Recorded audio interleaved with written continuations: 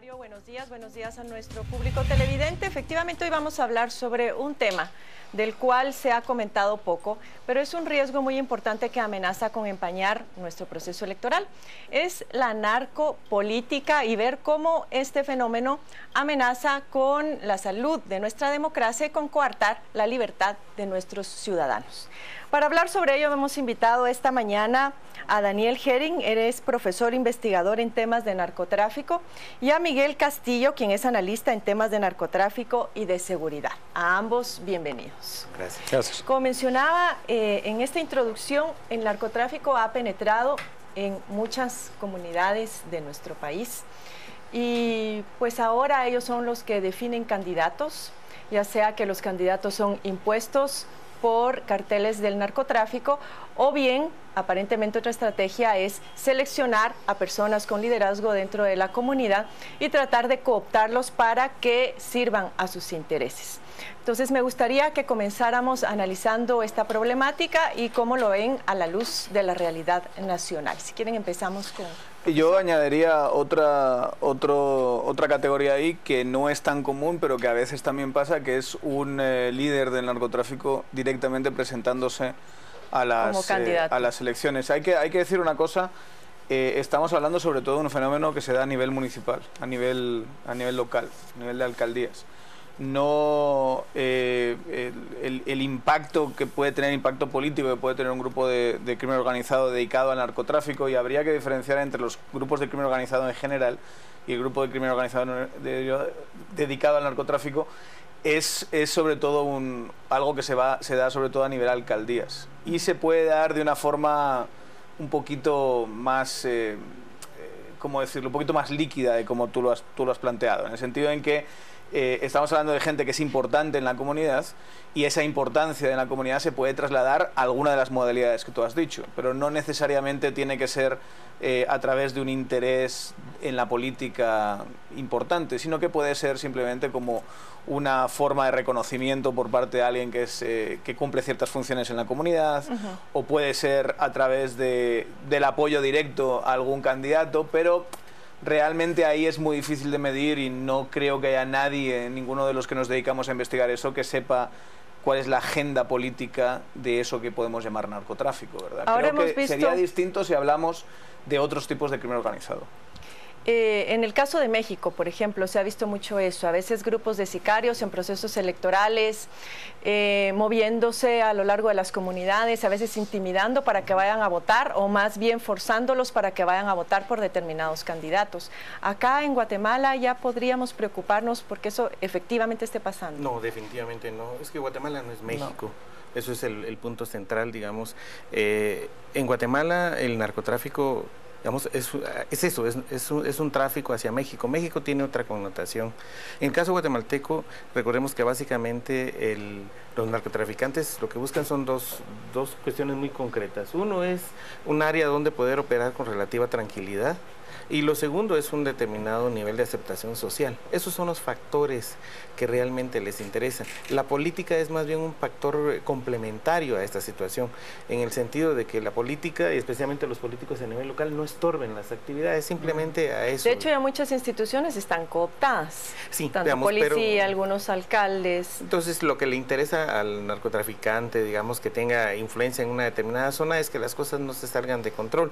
No tanto manejar directamente el tema político, porque no le ven, digamos, relevancia a estar incidiendo, qué sé yo, en las decisiones de la alcaldía, agua, ese tipo de cosas, no le llama la atención.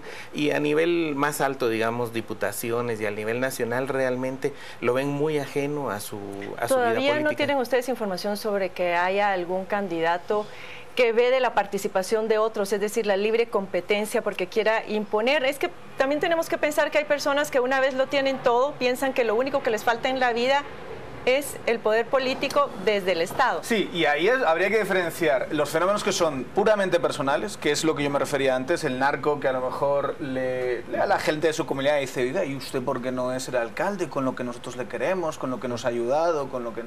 Y entonces él, a lo mejor para cumplir algún tipo de no sé, de alguna cuestión de autorrealización, de ego, se presenta a las elecciones y obviamente tiene mucho más fácil ganar. Hay algunos casos, está el famoso caso en Impala, por ejemplo, donde parece que hay alguien señalado, que es Moyuta, el famoso Tres Quiebres, alguien señalado muchas veces es algo muy por narcotráfico, también, que se va a presentar a las elecciones, parece ser, no está tan claro, pero podría ser un ejemplo de eso, pero eso no es un fenómeno que tú puedas ver generalizado. No existe eso.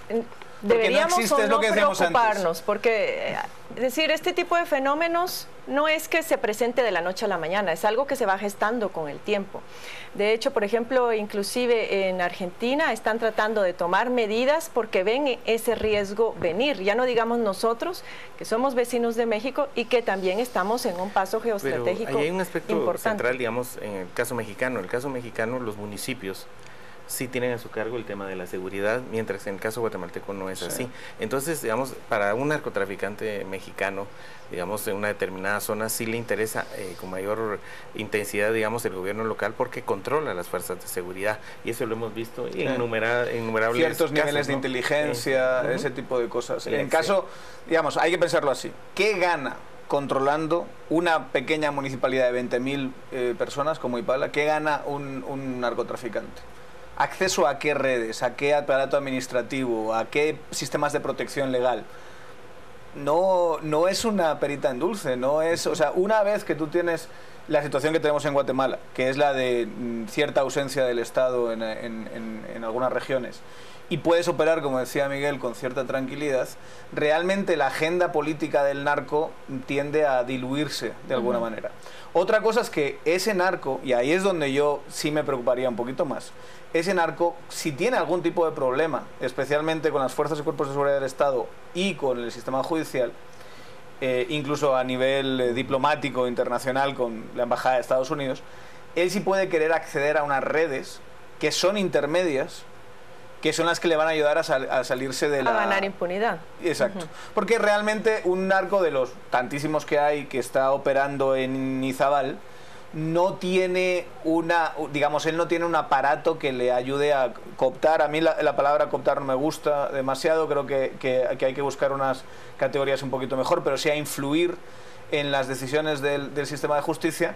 Ese aparato no lo tiene montado, entonces se va a esos famosos bufetes que son de la impunidad, que ellos sí tienen esas redes, que sí se pueden considerar crimen organizado, y yo creo que encajan bastante más en lo que la CICIG está buscando, más que ese narcotraficante que en muchos casos, como decía Miguel, está completamente ajeno a la política. ¿Cuál es la gran agenda política del narco? Ahora, ¿Quién ha sido capaz de explicarlo? El caso de Moyuta. Ilústrenos qué es lo que pasa ahí, por ejemplo. Básicamente es los casos excepcionales, creo que debemos decir. Ipala, Moyuta, este niño, o sea, el niño del mar, creo que le llaman a uno de los candidatos.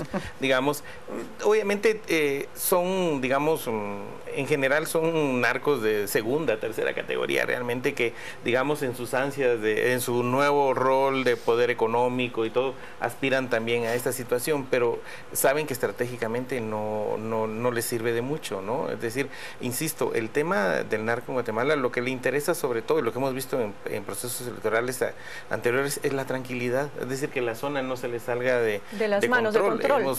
Hay casos documentados de Chamalé, cuando en Malacatán, en Ocoso, en todos estos lugares llamaba a todos los candidatos y a todos les ofrecía colaboración, ¿verdad? Y con un sentido democrático él decía, bueno, todos compitan igual para que gane el mejor y que el pueblo decida. Contribuía a la igualdad. A todos les daba lo mismo. Les daba lo mismo. Entonces, a la larga lo que busca es estar en bien, digamos, con el que quede, digamos, tener buena relación.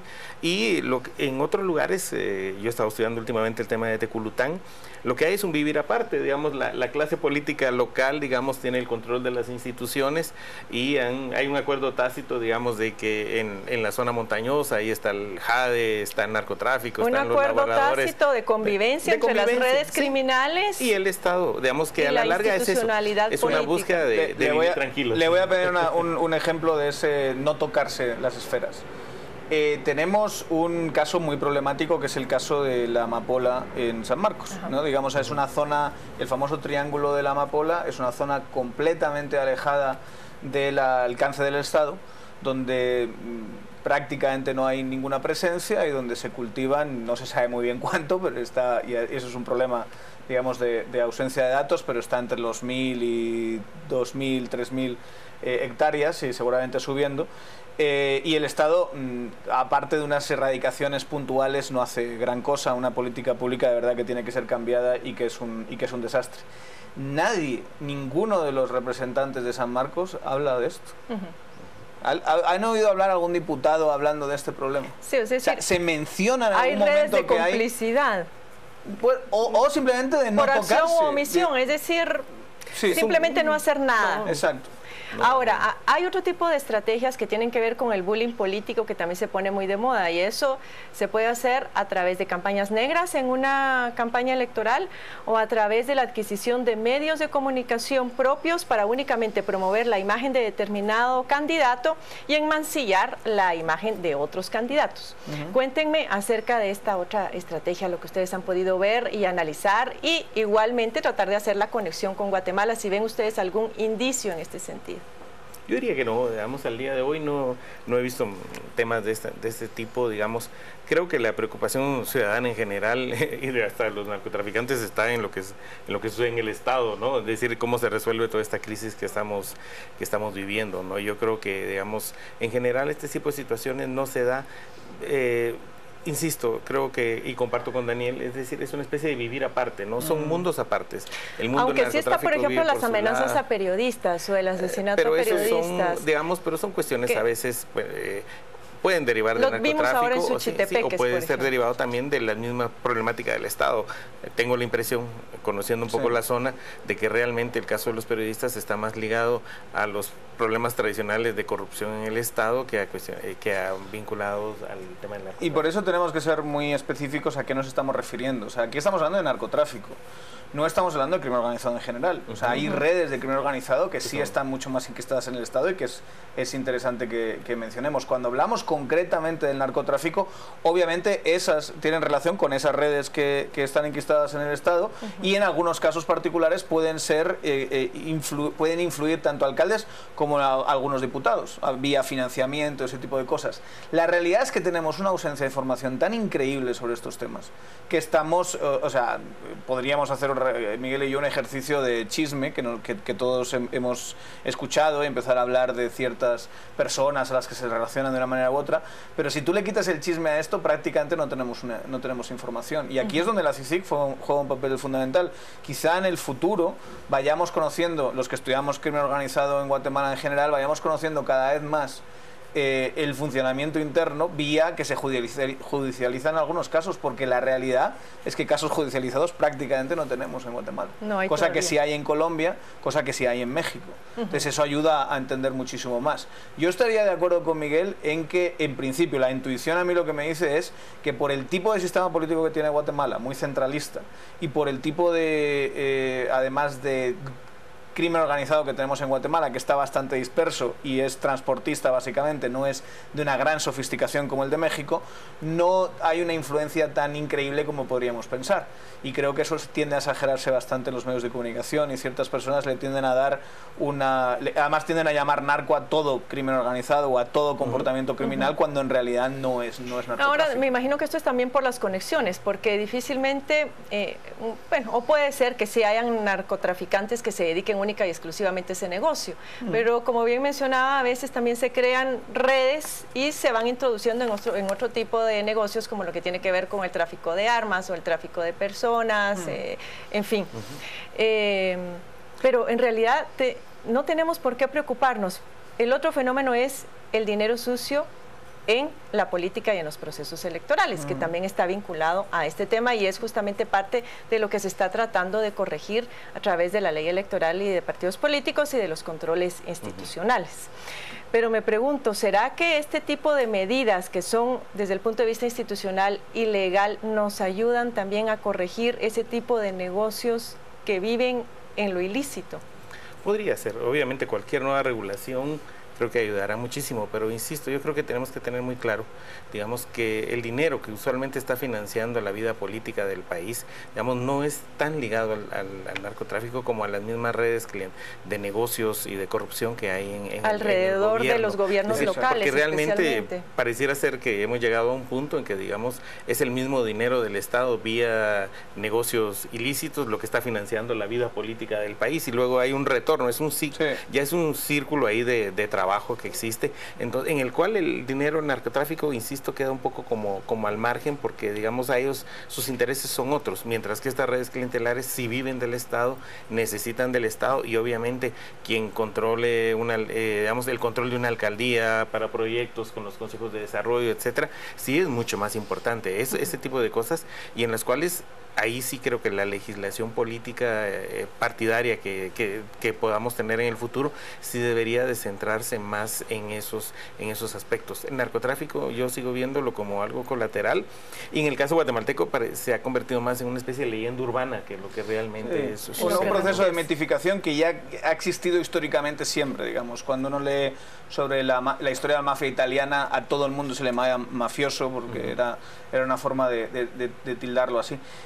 Yo, ahí, para reforzar lo que está diciendo Miguel, nadie está diciendo que no haya, y el titular no tiene que ser no hay dinero en narcotráfico en política. Sí lo hay a nivel local, lo hay a nivel de diputaciones, seguramente lo haya directamente en candidaturas presidenciales, pero si tenemos que pensar en quién tiene más intereses, quién sí tiene agendas políticas dentro del Estado de Guatemala: contratistas del Estado, cámaras empresariales, gente que aspira a ser contratista del Estado, todas esas redes de crimen organizado intermedias que están en el sistema de justicia, que están en sistemas de lavado de dinero, todas esas... De esas tenemos que cuidarnos más. De esas nos tenemos que cuidar bastante más. Yo creo que esas son mucho más importantes que la actividad narcotraficante. Obviamente, como todo esto es muy complejo, algunos narcos tienen sus empresas de construcción, y esas empresas de construcción reciben dinero del listado geográfico de obras. Esas cosas pasan, ¿verdad? Ahora bien, que sea el narco el gran actor, si queremos tener la categoría narco, y que el narco sea un gran actor político en ese sentido, creo que hay muchísimas formas de financiamiento, como dice Miguel. Yo creo que esto mucho está más todavía peligrosas y sofisticadas, posiblemente. Y yo diría que esto todavía está mucho, todavía tenemos que investigarlo mucho, pero el financiamiento de los partidos políticos en Guatemala es público, en algunos casos en un porcentaje muy amplio. O sea, porque es del dinero del Estado que acaba llegando a las arcas de campañas, ya sea centralizado o descentralizadamente, y hay que también pensar que se hace a través de no solo dinero, sino digamos, especie, o a través de horas hombre, que yo creo que eso no se le ha prestado mucha atención. La cantidad de trabajadores públicos que trabajan en campañas o en partidos políticos porque consiguieron clientelarmente ese trabajo. Todo eso, como dice Miguel, acaba diluyendo hasta cierto punto al narco como un actor político importante. Es decir, porque además el narco no tiene agenda. Se rompe ese mito. Ahora bien, al romperse ese mito, me pregunto, estamos utilizando una serie de soluciones o de medidas, por llamarlo de alguna manera, convencionales, para poder liberar al Estado de todos estos intereses y que efectivamente funcione para servir a los guatemaltecos. Las medidas que ustedes han visto se han impulsado en los últimos días para liberar al Estado de todos estos intereses.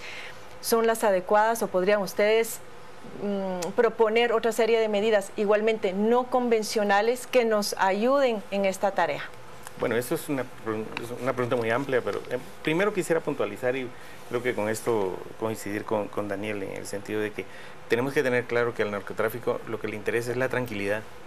Es decir, y lo hemos cabalmente con Daniel estudiado en varios casos, donde realmente ante la ausencia de Estado, que genera también desorden y falta de autoridad, muchas veces el narcotráfico viene y lo que hace es, para bien de las comunidades, poner orden, es decir, sacar al crimen, prestar seguridad. Bueno, dependiendo del cártel del narcotráfico, hay unos que trabajan con capital social y otros que son más intimidatorios, como los Zetas, según. Pero como ya no están en Guatemala, y precisamente el caso de los Zetas, ¿por qué no están en Guatemala? Porque ellos venían con una lógica mexicana, digamos, de actuación, digamos, violenta y todo, que acá no es posible desarrollar, y prontamente salieron del escenario.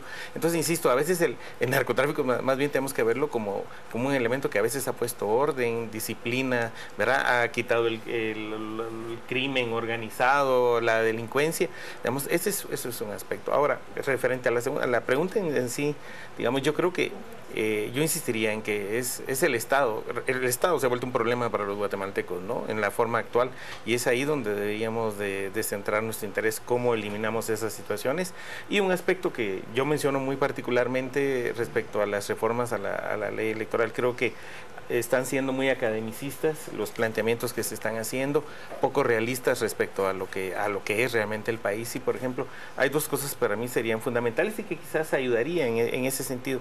Uno es la redefinición de los distritos electorales, que creo que es mucho más importante para que los ciudadanos puedan tomar decisiones, digamos, tener representantes más cercanos en ese sentido. Digamos, el concepto de, digamos, tenemos que entender también, digamos, el departamento es una ficción política. Uno no concibe que ISCAM pueda pertenecer al quiché y no tiene ni siquiera una cartera para comunicarse. Es decir, la redefinición de los distritos creo que es un aspecto muy importante. Es el tema de fondo. Y otro aspecto es, por ejemplo, temas como los listados abiertos. Con Daniel compartimos clases en la Universidad Francisco Marroquín y nuestros alumnos han visitado, por ejemplo, muchas veces El Salvador para conocer estos listados abiertos que han permitido, digamos, que los ciudadanos voten por personas, ya no por las famosas planillas que encubren a veces a este tipo de personajes. Eso sí es cierto, pero ese es un comentario muy personal, digamos, respecto a esto. Digamos, insisto, digamos, la problemática del Estado creo que es de tal dimensión que requiere una atención muy particular, digamos, muy fría, y de comprender los fenómenos y las lógicas que están alrededor y no mezclarla con otras que claro que están ahí presentes, pero que no son tan directamente importantes. El tiempo se nos ha terminado. Agradezco a ambos su participación esta mañana. Gracias. No hay duda de que fue sumamente interesante romper estos mitos y dejarnos pensando sobre otro tipo de problemas e intereses que tenemos que atender. Volvemos ahora con Mario y con Carolina. No se vaya porque acá en la 7 AM hay más información para usted.